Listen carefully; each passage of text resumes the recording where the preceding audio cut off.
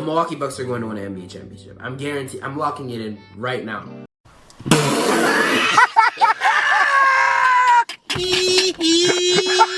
The first round is officially over. I didn't make a prediction video before the first round, so I'm gonna try and talk about my videos today, or predictions today. I am feeling a little sick, and it's 5 a.m. Let's get right into the video, guys. A lot happened while I was gone. The Sixers were eliminated. The Clippers were eliminated. The Bucks were eliminated. The Heat were eliminated. The Pelicans were, basically the first round, like, completely wrapped up while I was gone. A lot of it was expected, like the Celtics, Heat, Thunder, Pelicans. The Bucks did put up a good fight for Game 5. I think I talked about that in the last video, but I can't remember. But they still, they got back Dame. The thing is, they got back Dame for Game 6, and they still couldn't win it because they just didn't. If they had Giannis, they would have had. And I'm gonna address that in a separate video. But if they had Giannis, it obviously would have been a much different outcome. But they didn't, so kind of sucked. But probably go topic by topic. So I'm gonna talk about the games that happened farther back first. So Thunder, Pelicans, Celtics, Heat. That's not much to say about that. The Knicks, Sixers. Beautiful series, absolutely beautiful series. It was just at the very end when it mattered most. Honestly, in all these games, you couldn't really get a huge scoring input from both Maxey and Embiid in the same game, because when Maxey cooked in Game 5, Embiid was not. He was doing great overall, but he wasn't hitting his shots. And when Embiid was hitting his shots in Game 6, Maxey couldn't hit his shots. So that was a little interesting. And I know this duo can coexist. They have coexisted, I guess, but it's less about that question. It's just more about the team has to figure out what happened. There's obviously a lot of other factors that went into them being eliminated, with Tobias Harris not doing so great. They didn't really have much help aside from like Kelly Oubre, Nick Batum, and that's about it. It was not a very great series. I mean, I guess Paul Reed. Yeah, it wasn't a great series for the Sixers. But they did put up a great fight, honestly. And this could have gone either way. It's just the Knicks fought so much harder and deserved to win this. Because the way they played in this Game 6, and I think it was the game... Which game was it? Was it Game 2? It might have been Game 2 or Game 3, where Dante DiVincenzo hit that 3 and there was that whole comeback. And this whole Knicks team honestly has been amazing. Jalen Brunson, as we can see, is him dropping like 40 a game for like the last few games of the series. He was crazy, man. So it was amazing, great to watch, and we're gonna see the Knicks in the second round. My original prediction was Philly in 7. But I was literally like flip-flopping between which team was going to win. And Knicks ended up winning in 6.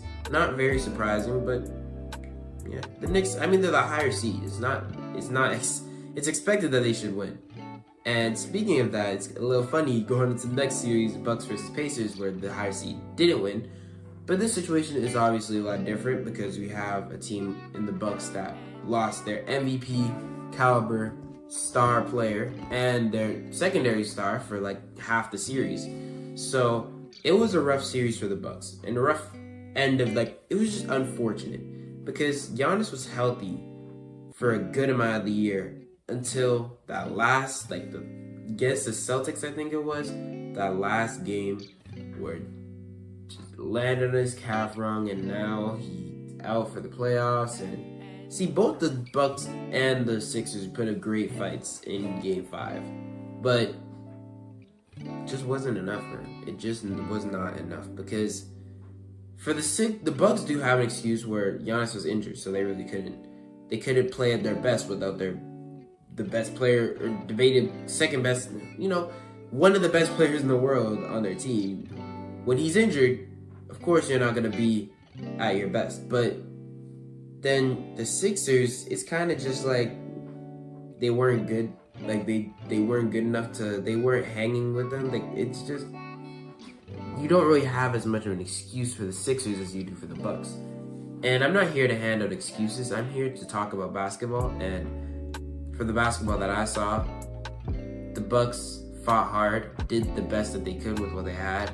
And the Sixers, I don't know if they did the best they could with what they had. Joel Embiid and Maxey had their own games. And Kelly Oubre was amazing. Tobias Harris was okay sometimes. Buddy Hield was good in Game 6. Nick Batum was good sometimes. So, overall, I mean, some role players showed up. And, of course, this team is not very... It's like, this is their first year without James Harden on the team. So, maybe next year we see a different team out of them. Especially with Joel Embiid, they did get a not very favored matchup. So, with Joel Embiid injured, that's kind of tough. Anyways, moving on to the next series. I did originally have Bucks in 5 for that series, if you're curious, but then Giannis got injured. And if Giannis didn't get injured, I do think it would have been Bucks in 5. But I should probably talk about Knicks Pacers a bit because it does start in a few days. I can't remember when, but one of these days. So, that's going to be a very good series. It's going to be like a nice little throwback to like the 90s or early 2000s when it was Reggie Miller, Patrick Ewing, those times. I think the Knicks take it in 6. If I had to like just take it right off the top of my head guess or prediction. My predictions are in shambles, by the way. Like, literally half the teams that I predicted to make it to the second round didn't make it to the second round. So, actually, it's only 3. And yeah, so I guess it's not that bad, but it's still a little. The three series that I did predict wrong were pretty close series, or at least 2 of them were. One of them was injuries, but you get the point. Anyways, while I'm here, I might as well talk about Mavs versus Clippers. The Clippers did play very good for like half the series until they kind of saw. Kyrie Irving is a different beast. And when I saw Luka say that he feels like he's disappointing Kyrie, I knew the series was over. Because the second you hear that from your MVP caliber star, that he feels like he's disappointing a player and he's still averaging like 30 and 10, yeah, the other team is cooked. That's why I had the Mavericks going into the series. I knew that Luka and Kyrie were going to come through, and they did. And the role players came through as well. Derek Lively, Daniel Gafford, Derek Jones Jr., all of them played pretty well. The Maxi Kleber injury is a little concerning. Good luck, prayers up to him. Hopefully he gets well soon. But thing is, you can't even say that it's because Kawhi was injured. Because when Kawhi was healthy, they lost all their games. And you have Paul George, who was hooping. You have James Harden, who was hooping. You have Russell Westbrook had a rough series, but Norman Powell hooping. You had a good chance this year to actually make it past the first round, and you didn't. So there's not really many excuses I can give the Clippers. Whenever I look at a team, I don't want to just give them excuses right off the bat. I just want to look at the reasons for why they couldn't do it. And for the Clippers, there's not really a reason. I mean, Kawhi, if he was like healthy earlier, maybe if you like, because like he was dealing with this injury, and maybe that's why he was playing to a lower level. But if he was maybe not dealing with this injury and playing at a high level like he was earlier in the season, maybe we're talking about a different second round matchup right now. Even in that case, James Harden and Paul George did very well in the games that they won. And then they put up 2 stinkers to end up the series. So, I don't know, man. I don't know. The Clippers honestly were the better team. But the Mavericks with Luka and Kyrie could not be stopped. Especially Kyrie. That man is a different beast. Like, some of the shots that he was hitting in this series were crazy. But yes, the series is over. Where the Clippers go from here, they might, yeah. There's a lot of, I'm going to talk about that. There's a lot of stuff that has to happen with some of these teams who got eliminated. Oh yeah, my original prediction for this series, if you were wondering, was Mavericks in 7. And they won it in 6. So that was one thing I got right. So it's kind of nice. But anyways, the other series that happened was a Game 7, or a 7-game series, I guess. 7-game series. It was a 7-game series, guys. And it was Magic versus Cavs. And the Magic put up a great fight, honestly. For their first playoff year, for Paolo being a second-year player and already this good, it's baffling to me. He did amazing. He tried his best. And in Game 6, the Magic seemed like the better team because the way they were playing, of course it was the home court or the home crowd, and like with all these young teams, I'd guess like of course the home crowd would get them a lot more hyped up. They're not very used to playing in that road playoff environment as much as the older teams are, but still, regardless, that home crowd was like literally the home team in this series went 7-0. They say the series doesn't start until the team wins a road game. This series never started.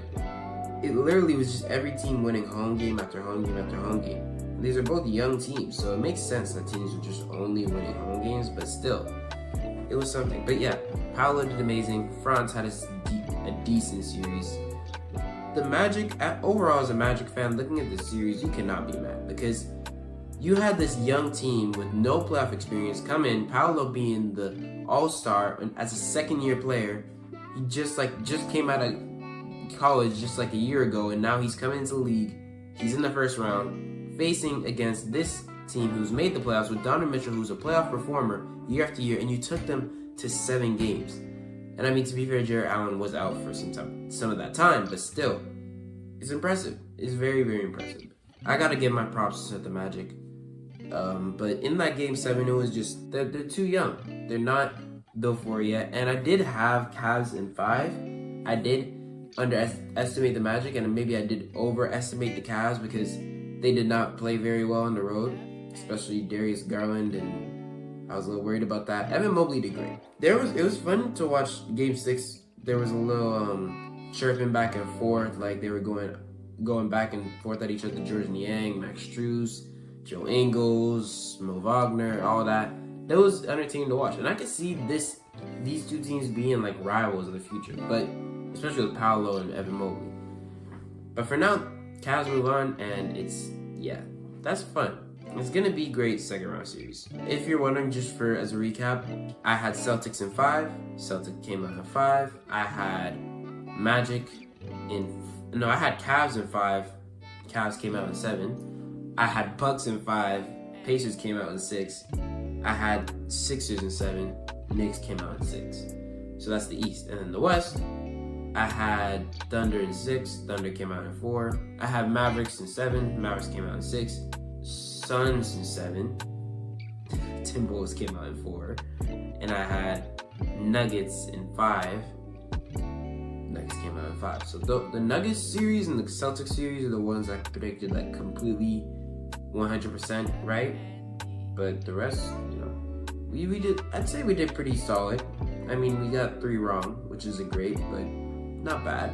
But second round matchups, I'm excited for this. We have game 1 for Timberwolves Nuggets already came, or they already played it, and Timberwolves won. And I expect this to be a 7-game series because these two teams are 2 of the most unbeatable teams so far this year, at least in the West. So it's going to be a very fun matchup. Some may say that this series determines who makes it to the finals. And when I look at the Mavericks and Thunder, we'll see. It's going to be fun. I'm excited to just about the fact that either the Mavericks or the Thunder will be in the conference finals this year. That's very exciting to me. But regardless, it's going to be a very fun matchup. If I had to make a prediction right now, off the top of my head, it was like Nuggets in 7. After seeing Game 1 and how Anthony Edwards did his thing and Rudy Gobert was great on defensive end, I'd still low-key say Nuggets in 7. The impressive thing is that the Timberwolves took a game on the Nuggets' home floor, which has been a problem for teams in the past. But I'd still say that it'd be Nuggets in 7. We'll see what happens though. I'm all for Anthony Edwards going, because if the Nuggets are out, that means we get a new Western Conference team in the finals. Either Luka, Shea, or Ant can make the finals this year. And I'm all for that, honestly. So, yeah, if we get Timberwolves, bet. But I got Nuggets in 7 right now. Thunder versus Mavericks. We have Shea versus Luka. Kyrie's there as well. Yeah, I don't see a team guarding both Luka and Kyrie at the same time. And I mean, I guess the Nuggets, we'll see what happens if they do face the Nuggets, because that'll be interesting. Or the Timberwolves, because those are both great defensive teams. But I don't see how you can do it as a Thunder team, a young Thunder team. I don't know if they have the playoff, because even in the first round, in the game 1 against the Pelicans, they made some mistakes. So I don't see it happen. I don't see this Thunder team. They can get 2 games, 100%. They'll take it to 6, but I got Mavericks at 6.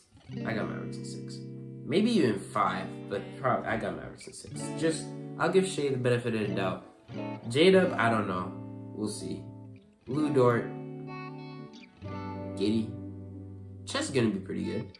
And Chet against this Mavericks team is actually a very good matchup. As a young center who can block some shots, hit some threes. Yeah, he's pretty good. But yeah, I just see Mavericks at 6. Mavericks at 6.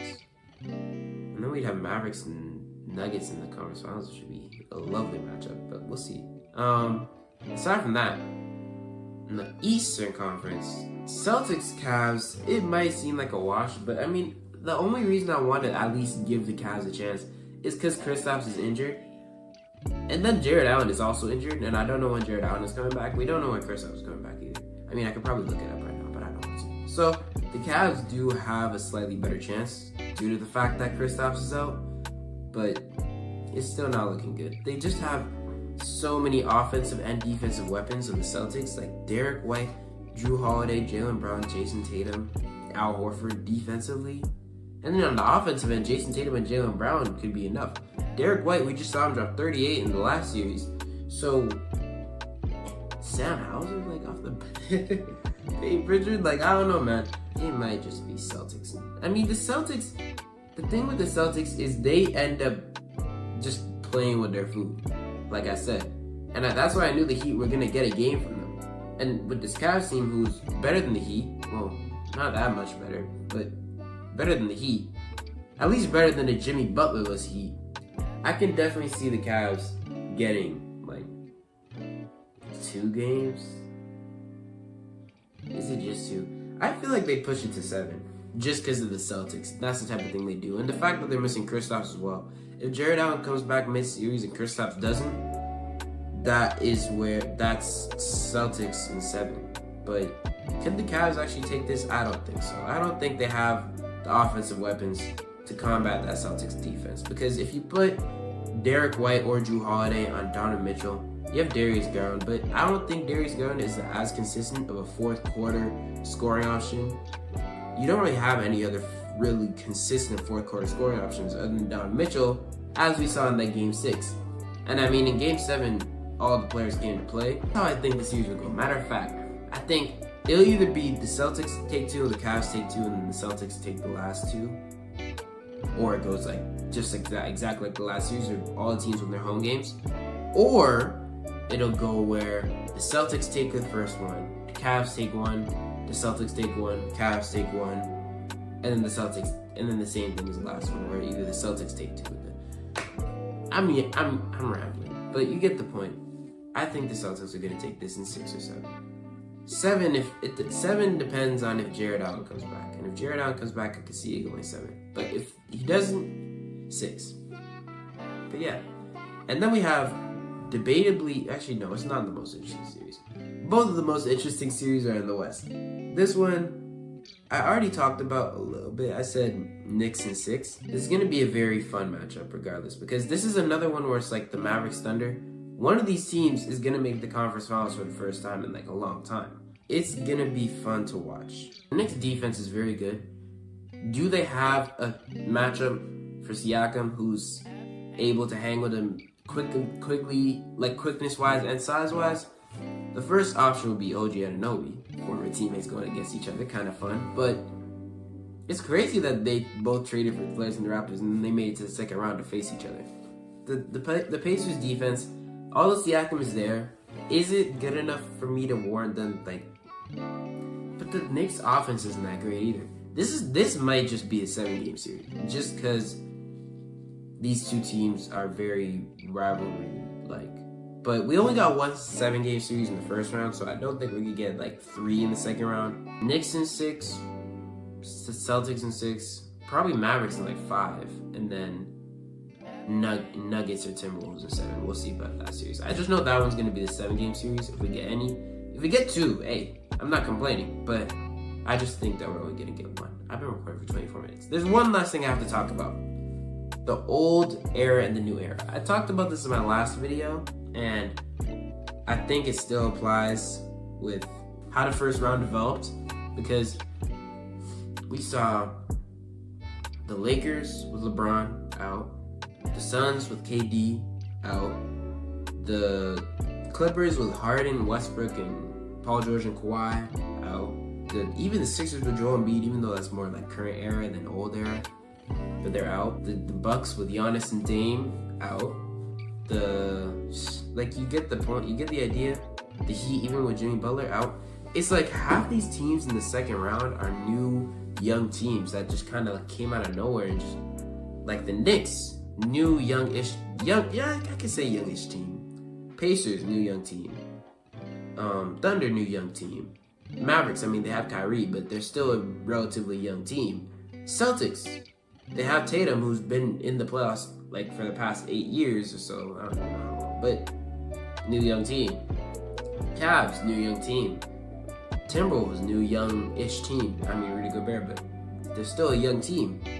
And the Nuggets, well, the reigning champions. But you get the point. Half these teams that just came into the second round are very, very young, very inexperienced, and we haven't seen much from them in the past. But it's just crazy to see how all the old stars are now going away. Because last year, it was the opposite, where all the young guys got eliminated and the old stars are the ones who moved on. Like LeBron beating the Grizzlies, and Curry beating the Kings, and Jimmy Butler beating Giannis, and the Knicks as well. And like it's the complete opposite of that now, where all the younger players are beating the older players, and it's like a new generation coming in. It's crazy to think about. It's gonna be a fun series. I'm excited to see how these young players develop, especially the Magic, the Cavs, the Thunder. I like a lot of these young teams, even the Pacers to an extent. But yeah, it's gonna be fun to see how these players do, how these teams do, and yeah, I have nothing else to say. I've been recording for like almost 30 minutes. I really wish this video was shorter, but I had a lot to talk about, and I got to go over a good amount of it. Maybe I just start a podcast, because then I could ramble on and on. But nah, not yet. Maybe one day. A basketball podcast, like Kenny Region podcast. I wouldn't mind that, but not yet. It would only be like 1 hour episode. But yeah, thank you so much for watching. Appreciate you if you made it to the end of the video. And I'd appreciate you more if you subscribe. You know, kind of cool. We've been doing pretty good in the channel recently, uploading a lot about the playoffs. Mock draft coming soon. Award show. It might not be as fancy as the last one, because I've been very busy. I don't think I'm going to be able to do all the suit stuff. But yeah, and I'm going to be gone again for like a week next week. So the mock draft is going to come out before the draft this time. It's going to come out probably sometime. If I had to give it a date, late May to early June. If that's being optimistic, obviously. But we'll see what happens. Thank you so much. Appreciate you. I'm out.